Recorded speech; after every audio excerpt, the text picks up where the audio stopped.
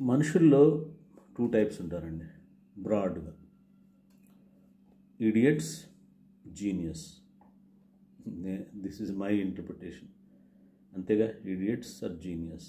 ఇంకా మధ్యలో మిడిల్లో కూడా ఉంటారనుకోండి, దాని విషయం తర్వాత ఆలోచిద్దాం.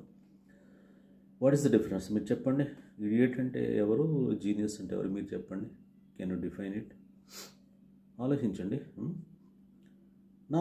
నా డెఫినేషన్, నా ఇంటర్ప్రిటేషన్, నా యొక్క వ్యూ పాయింట్ ఏంటంటే, ఇడియట్ అంటే తనకున్న 4 ఫ్యాకల్టీస్ని చాలా తక్కువగా యూజ్ చేస్తాడు.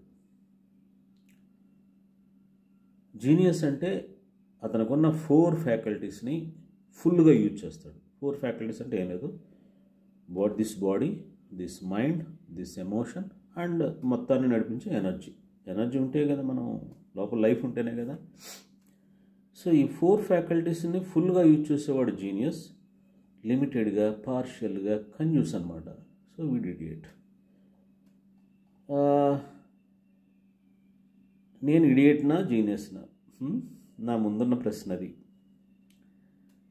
నేను జీనియస్ అనుకుంటున్నాను, కానీ ఎలా ప్రూవ్ చేసుకోవాలి కదా, ప్రూవ్ చేసుకుంటేనే కదా. మేబీ నేను కూడా ఇడియట్ అవ్వచ్చు కదా, హూ నోస్. అందువల్ల I'm 60. This is my 30 days challenge. ఈ 30 days ఛాలెంజ్ యొక్క డీటెయిల్స్ అన్నీ కూడా నేను ఒక లాంగ్ వీడియోలో చెప్పాను, చూడండి, తెలుస్తుంది. సో నాకు నేను టెస్ట్ చేసుకోవడం కోసం, am I idiot or genius, test చేసుకోవడం కోసం నేను ఈ ఛాలెంజ్ని నాకు నేను చేసుకున్నాను.